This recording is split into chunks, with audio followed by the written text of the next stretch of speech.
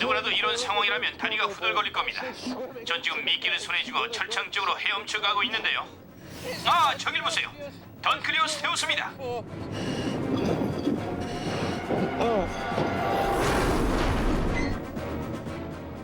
이 사람은 나이젤 마벤입니다. 위험한 동물들을 숱하게 상대해본 노련한 동물학자죠. 하지만 그는 최근에 시작한 새로운 모험으로 일종의 시험대에 올랐습니다. 21세기를 떠나 선사시대로 향한 이번 여행에서 그가 해야 할 임무는 역사상 가장 위험했던 바다 7군데를 탐험하고 소름 끼치는 바다 괴물들과 대면하는 일입니다. 지금까지 그는 바다 3군데를 탐험했습니다. 하지만 여행은 갈수록 더 위험해질 것입니다. 이제는 이 무시무시한 턱뼈의 주인과 지구 역사상 가장 치명적인 상어를 만나야 하기 때문이죠. 하지만 그러려면 먼저 대본기 바다에서 만난 던클리오스테우스의 공격에서 살아남아야 합니다. 다시 옵니다. 이번엔 전속력으로 오고 있어요.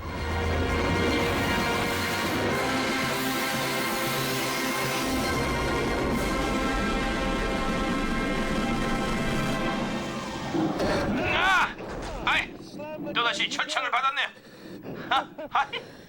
점점 거칠어지고 있어요. 어찌나 세게 들이받았는지 저기 철창이 다 휘었습니다. 아주 반짝 이하게 올랐어요. 이 녀석 제가 장담하건대 사슬 갑옷을 부술 수 있을 겁니다. 그럼 전 내기에서 이기게 되는 거고요. 다시 옵니다. 가까이 오는데요. 맙소사. 팔이 빠지는 줄 알았네요. 녀석의 먹이를 깨물었습니다. 사슬 갑옷을 겉들이 부쉈습니다. 제가 내게 이겼는데요. 저기 새끼 던클리오스테우스가 옵니다. 제 바로 아래에 있습니다. 먹다만 부스러기를 바라고 왔군요. 이런 반표들은 약 5천만 년 동안 번성을 누리다가 갑자기 멸종해버렸습니다.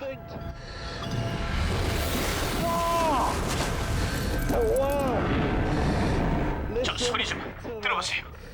소름이 끼치는군요. 놈의 어린 던클리오스테우스를 잡아 사정없이 부숴먹고 있습니다. 이제 보니 저 녀석 정말 지독한 악당인데요. 동족까지 잡아먹다니 아주 끔찍한 놈이죠.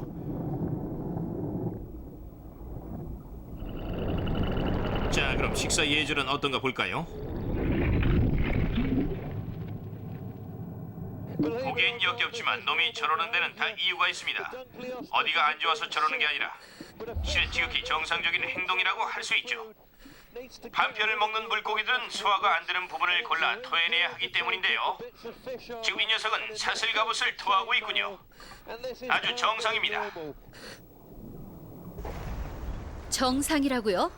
3억 6천만 년 전이라면 그럴 수도 있겠죠. 하지만 마냥 놀라고만 있을 수는 없습니다. 우리의 선사시대의 바다 대탐험은 아직도 갈 길이 멀기 때문이죠. 우린 앞으로 점점 더 위험해질 바다 4군데를 더 가야 합니다. 나이젤의 다음 목적지는 현대로부터 멀지 않은 곳입니다. 지금으로부터 겨우 3,600만 년 전이니까요. 이 시기는 공룡이 멸종하고 현대로 오는 중간 지점에 위치해 있는데요. 당시 바다에선 최초의 바다 포유류가 탄생했습니다.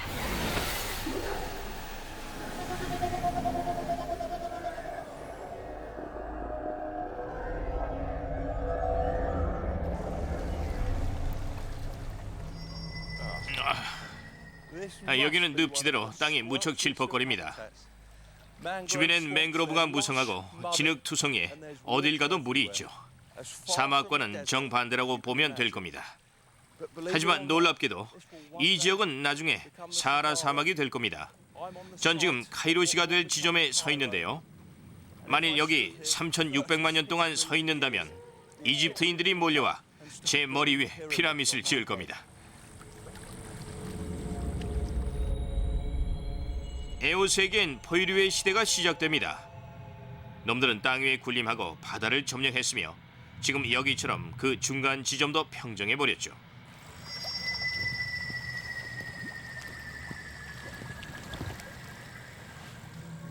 이 발자국들은 아주 흥미롭군요. 마치 낙타처럼 발가락들이 쫙 벌어져 있는데요. 이러면 몸무게를 분산시켜 모래에 발이 빠지질 않죠. 하지만 이게 정말 흥미로운 건요. 보폭이 아주 넓게 났기 때문이죠. 대부분의 동물들은 발자국이 거의 일직선으로 나는데요. 이 동물은 마치 몸을 좌우로 심하게 뒤뚱거리면서 걸어간 것 같습니다. 이게 정말 희한하네요. 틀림없이 뭔가 거대한 녀석일 겁니다.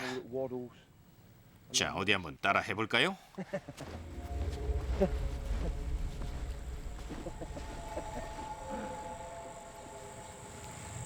여기 아주 좋은 게 있습니다. 바로 배설물인데요. 방금 누웠는지 아직도 뜨끈뜨끈한 열기가 올라오네요. 소문에 의하면 에스키모인들은 추적하는 동물의 정체를 파악하려고 실제로 똥을 먹는다고 하는데요.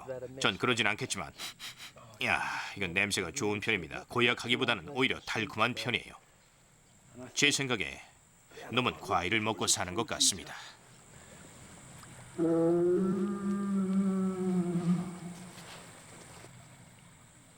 여기 빨리요, 빨리. 조용히 하세요. 뒤뚱거리는 걸 보니 틀림없군요. 제 짐작이 맞았습니다. 이 녀석은 아주 우스꽝스럽게 생긴 특이한 동물로 아르시노이 테리움입니다. 이 녀석들에겐 괴상한 뿔이 나 있는데요. 저걸로 놈이 수컷이라는 것을 알 수가 있죠. 암컷들 뿔은 저렇게 퍼져 있지가 않고 수직에 가깝거든요. 이 뿔은 싸울 때나 방어용으로 쓰였는데요. 물론 불편한 점도 있었습니다. 자, 보세요. 지금 제 쪽을 보고 있는데 실은 저를 볼 수가 없습니다. 저 뿔이 눈을 가리고 있기 때문이죠. 그래도 우리가 여기 있는 걸 알 텐데 어떻게 된 게 접근하지도 않고 도망도 안 가는군요. 지금 예민해져 있지만 그래도 전 가까이 가봐야겠습니다. 와, 자, 이리 오세요. 뭘 좀 해봐야겠습니다. 이건 요즘 사과인데요. 놈이 이런 과일도 먹는지 한번 보죠.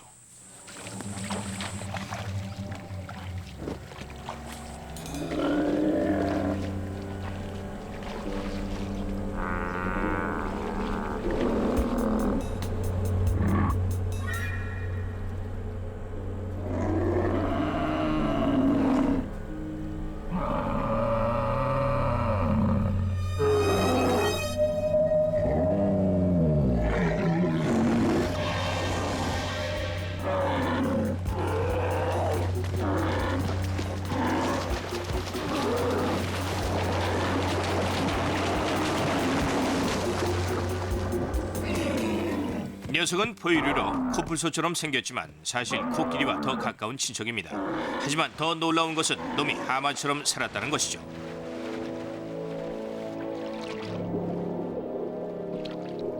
아르시노이 테리움도 결국은 바다 괴물인 셈입니다.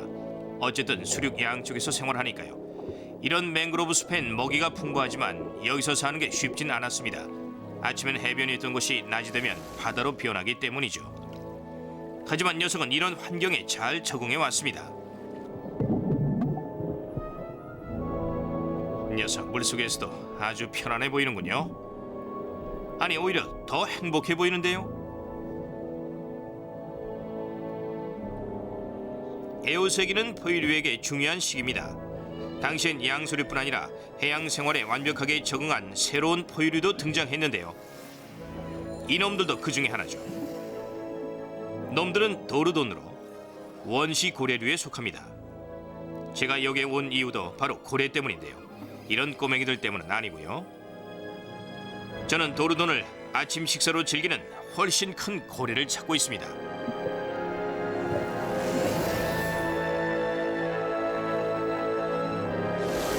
이제 이 바다를 지배했던 거친 폭군을 찾아볼 시간입니다.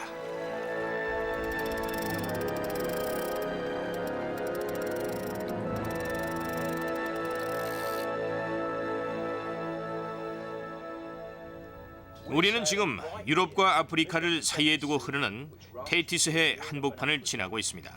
이 지도는 좀 이상한데요. 당시 지구 모습이 지금과는 틀렸기 때문이죠. 이 바다는 점점 좁아지고 말라붙어 21세기엔 사하라 사막이 될 겁니다. 자, 그리고요. 이 괴물은 우리가 지금 찾고 있는 바실로사우루스입니다. 왕도마뱀이란 뜻인데요. 1832년 처음 화석이 발견됐을 때 거대 파충류라고 생각해 붙여준 이름이죠. 하지만 놈은 사실 원시고래입니다. 이건 1960년대 한 화가가 놈을 상상해서 그린 건데요. 보시다시피 파충류와 비슷하게 묘사해 놨습니다. 꼭 바다뱀이나 내소의 괴물처럼 생겼죠? 자, 그리고 이건 두개골인데요. 아주 오싹하게도 생겼습니다. 지금은 어딜 가도 이런 고래는 찾아볼 수가 없죠. 여기 턱 앞쪽에 먹이를 무는 거대한 말뚝 모양의 이빨이 있습니다. 이렇게 물어 일단 입안에 들어가면 뒤쪽에 난 이빨들로 먹이를 잘라 먹었죠. 그러니까 이것들은 먹이를 자르는 용이었습니다. 놈이 바로 이때까지 에오세기 바다에서 가장 큰 포식자였죠.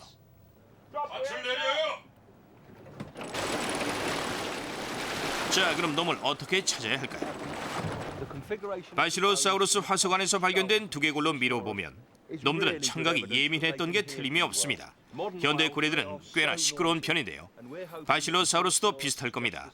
그래서 우린 수중 녹음 장비를 준비했죠.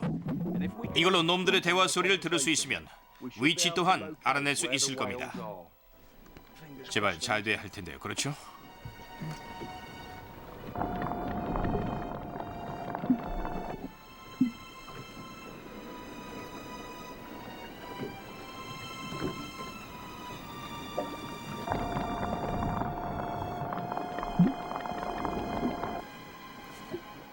아무것도 없어요. 여긴 그저 새우랑 잔챙이뿐이에요. 아무것도 없다고요?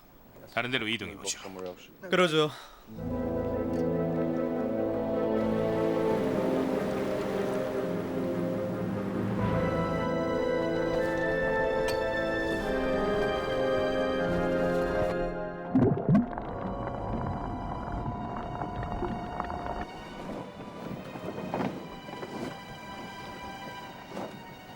나이제 뭔가 있는 것 같아요. 예, 그래요. 이거 틀림없이 그렇죠. 고래인데요. 바실로사우루스를 찾은 것 같네요.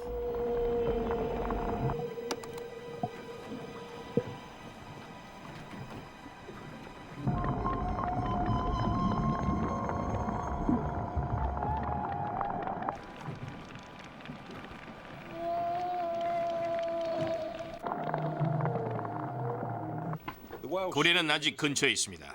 하지만 바닷속에선 소리가 대기 중보다 더 멀리 가기 때문에 놈은 수 킬로미터 밖에 있을 수도 있죠. 그래서 우린 놈을 이쪽으로 유인하고 있습니다. 저 기분 나쁜 소리는 좀 전에 우리가 녹음한 것인데요. 고래 소리입니다. 우린 저걸 다시 스피커를 통해 바닷속으로 흘려보내고 있죠. 그럼 놈은 자기 영역에 다른 고래가 있다고 생각하고 이리로 올지도 모르니까요.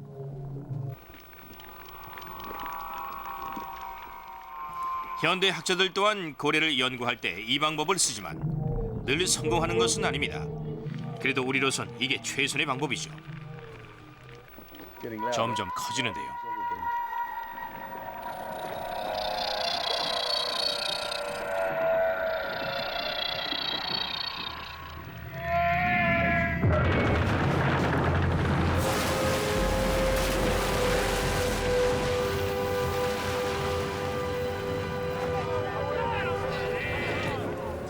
녀석이 언제부터 여기 있었는지 모르니까요.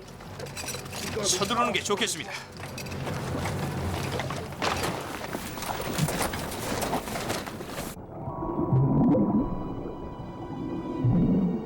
전 일단 무작정 바다로 들어갔습니다.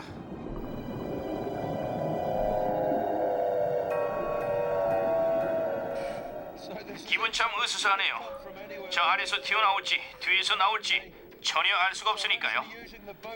일단 우리 배를 방패로 이용해야겠습니다.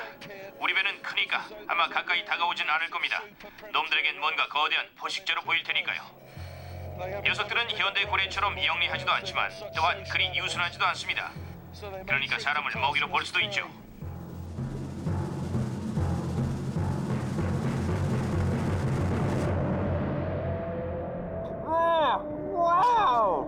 드디어 왔군요. 길다란 유선형 모양인 게 틀림없이 바실로사우루스입니다. 하지만 화가가 그린 것처럼 바다뱀처럼 생기진 않았고요. 고래는 고래인데 아주 괴상하게 생겼군요. 이렇게 따뜻한 바다에 살아서 그런지 지방층이 전혀 없는데요. 마치 한동안 다이어트를 한 고래처럼 날씬합니다. 이 녀석 좀 보세요. 우리 배랑 비교해보면 대충 길이를 짐작할 수 있는데요. 우리 배가 25m이고 녀석은 그 반이 넘으니 무려 15m쯤 되는군요. 정말이지 무시무시한 포식자입니다. 배 옆에 있길 정말 잘했어요. 저런 놈 근처에서 얼쩡거리고 싶지는 않거든요. 음향 기사가 소리를 좀 꺼줬으면 좋겠습니다. 소리 때문에 고래가 바짝 양이 올라서 점점 가까이 오거든요.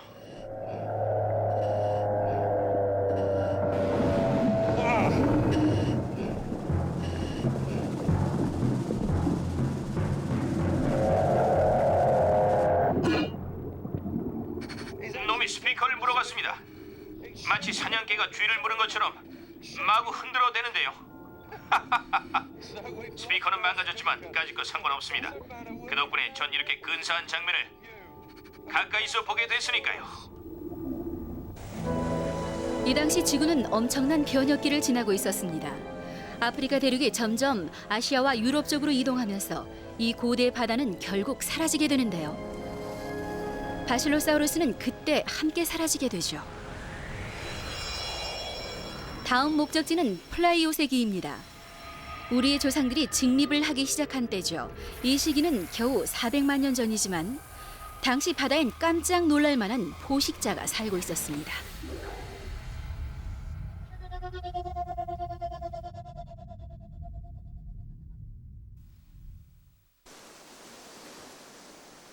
여긴 페루입니다. 바로 태평양의 동쪽 가장자리죠. 그리고 저기엔 뭔가 무시무시한 게 살고 있습니다. 만일 상어 공포증이 있다면 이번 탐사는 보지 마세요. 심장이 멎을지도 모르거든요. 이건요, 역사상 가장 유명한 상어 백상아리의 턱뼈입니다. 전 놈들과 함께 헤엄쳐 본 적이 있는데요. 하지만 앞으로 볼 고대 상어와 비교하면 놈들은 피라미에 불과할 겁니다. 메갈로돈, 놈은 지구 역사상 가장 큰 포식 물고기죠. 메갈로돈이란 이름은 바로 거대한 이빨이라는 뜻인데요. 그 이유는 굳이 설명할 필요가 없을 겁니다.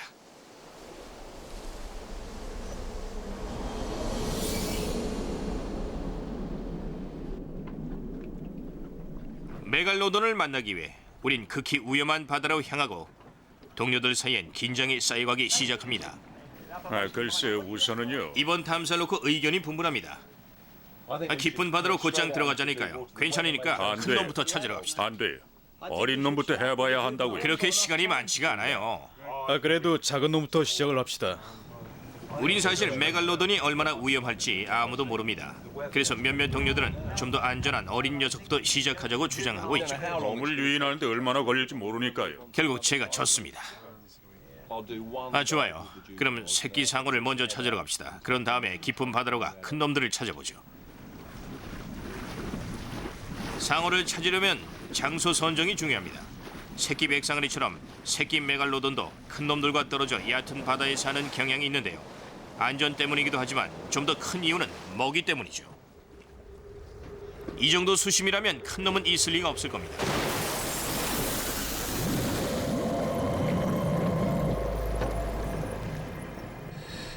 전 지금 해초숲에 와 있습니다. 일단은 거대 포식자들은 이런 해초숲을 싫어하기 때문에 놈들을 피하려는 의도도 있고요. 또 다른 이유는 새끼 메갈로돈이 주로 먹고 사는 괴짜 녀석을 찾기 위해서죠. 놈들은 진짜 희한하게 생겼거든요. 저기군요. 놈은 오도베노세톱스 넵타돈입니다. 이 괴상한 이름은 그리스어와 라틴어가 합쳐진 것으로 이빨로 걷는 고래란 뜻이죠. 놈이 우리 쪽으로 몸을 돌리면 그 이유를 알 수 있을 겁니다. 엄니 하나가 30cm쯤 되는데요. 다른 쪽 엄니는 저거 보세요. 저건 약 1m쯤 되죠. 놈은 순놈인데요. 저건 아마 일각과 고래처럼 짝짓기 철에 암컷을 놓고 다투면서 썼을 겁니다.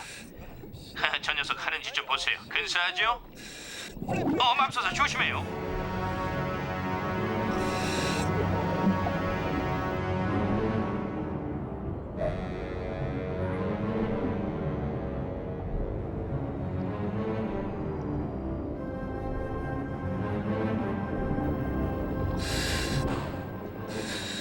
도저히 눈을 뗄 수가 없군요. 현재까지 발견된 백상아리 중 가장 큰 놈이 약 6m쯤 됐는데요. 이 녀석은 이제 겨우 3살쯤 된 게 벌써 그만큼 자랐습니다. 그러니 다 자란 메갈로돈을 한번 상상해 보십시오. 이 녀석보다 몸무게가 20배는 더 나갈 겁니다. 정말이지 제가 이 일을 계속해도 되나 모르겠군요. 새끼 메갈로돈은 찾았지만 우린 아직도 놈들에 대해 별로 아는 게 없습니다. 전 특히 놈들이 사냥하는 걸 보고 싶은데요. 사냥할 때까지 마냥 기다릴 수는 없으니 사냥을 하도록 유도해야겠습니다. 이 오도베노스의 돕스는 누가 봐도 가짜지만 새끼 메갈로돈한테는 아마 먹이로 보일 겁니다. 만일 놈들이 백상아리와 비슷하다면 위에서 어른거리는 미끼를 보고 수면 위로 올라올 겁니다. 그럼 우리 놈들 관찰할 기회를 얻을 수 있죠.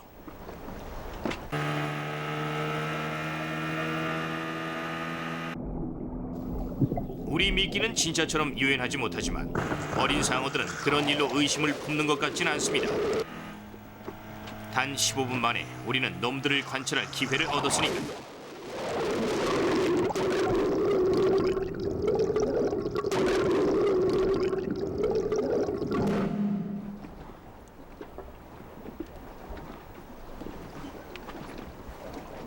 이런 세상에. 이 꼴 좀 보세요. 밑에서 공격하던가요? 밑에서 바로 치고 나왔어요.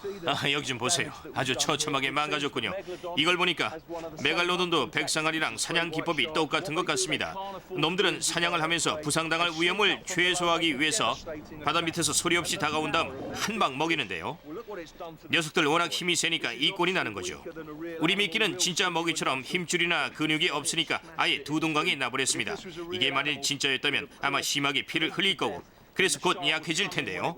놈들은 그때 되돌아와 결정타를 먹이는 것이죠. 메갈로돈은 백상아리에 가까운 친척일 것입니다. 적어도 어린 녀석들은 백상아리와 유사하게 사냥을 하니까요. 그렇다면 다 자란 녀석들은 어떨까요? 놈들은 어떻게 사냥을 할까요? 대체 15m짜리 상어는 뭘 먹고 살까요? 새끼 상어들을 뒤로 한 채 우린 배를 먼 바다로 몰고 나갑니다. 이제 진짜 괴물을 만나볼 시간이죠.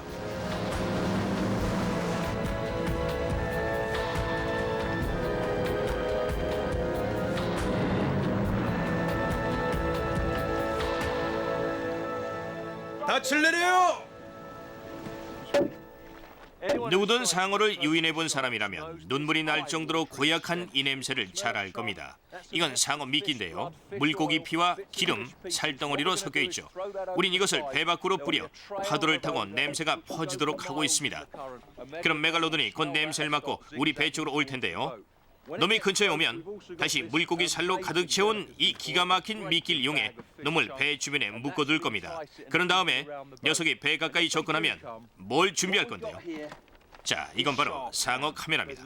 이 안쪽에 작은 카메라가 들어있죠. 잘만 하면 메갈로돈의 생태를 관찰할 수 있는 좋은 기회인데요. 그러려면 녀석에게 아주 가까이 다가가 이걸 녀석의 등 지느러미에 부착시켜야 하죠. 이 장치는 사나흘 후면 저절로 떨어져 수면 위로 튀어오를 겁니다. 그럼 우리는 그것을 찾아 야생 메갈로돈의 생태를 관찰할 수 있는 거죠.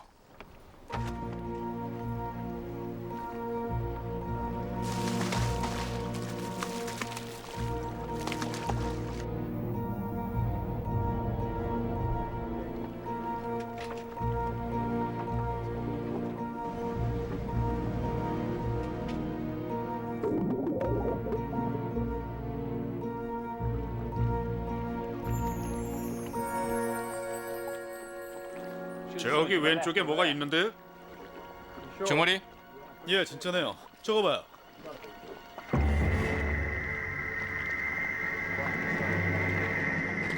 저거 좀 보세요. 저 녀석 메갈로돈이 틀림이 없습니다. 지느러미 하나가 꼭 커다란 배 돈만 하군요. 자, 그럼 우린 빨리 철창을 내려야겠습니다.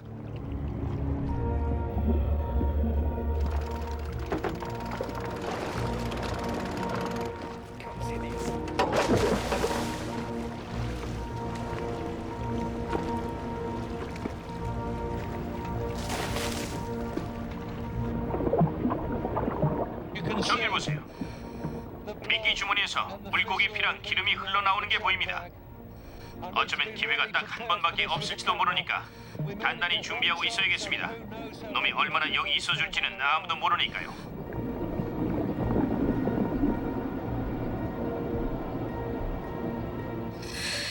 솔직히 좀 무서운데요.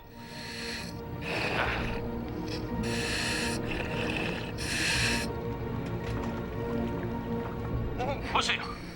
녀석이 철창 쪽으로 오고 있습니다.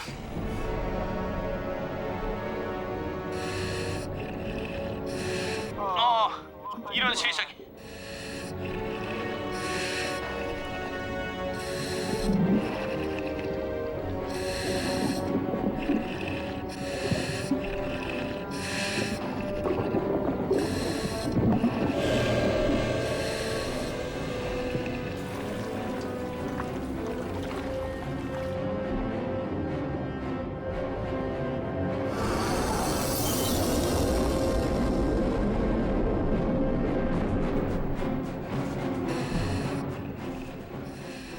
저 녀석 뭐라도 당할 재간이 없겠어요. 솔직히 상어고 뭐고 다 때려치우고 당장 배 위로 튀어오르고 싶은데요. 정말인지 정신 바짝 차려야겠습니다.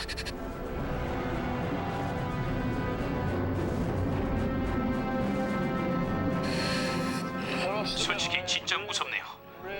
무서워 죽겠습니다.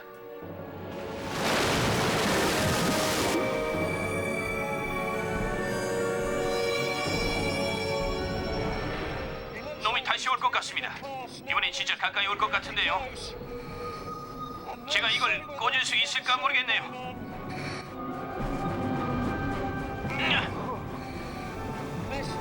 놓쳤습니다. 놓쳤어요.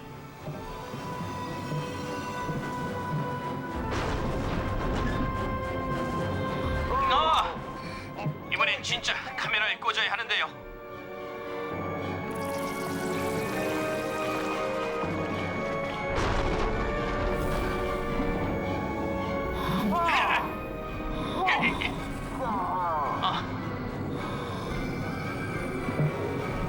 안 되겠어요. 이래선 영 가망이 없습니다. 생각했던 것처럼 그렇게 만만치가 않아요. 녀석이 다시 철창 쪽으로 곧장 오고 있습니다.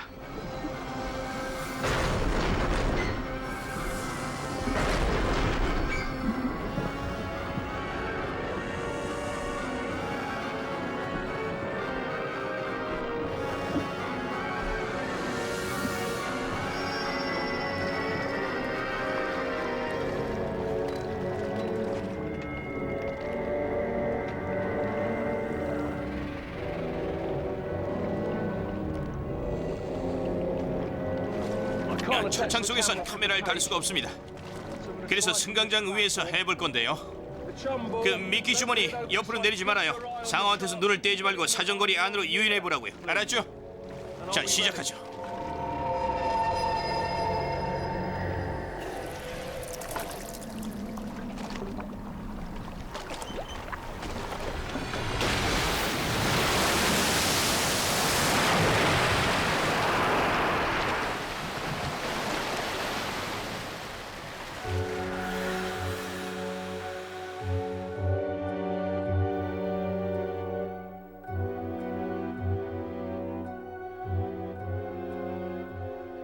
여러분, 메갈로돈의 모습이 다시 보고 싶지 않으세요? 화면 아래 표시된 인터넷 주소로 접속하셔서 여러분의 생존 기술을 한번 시험해 보시죠.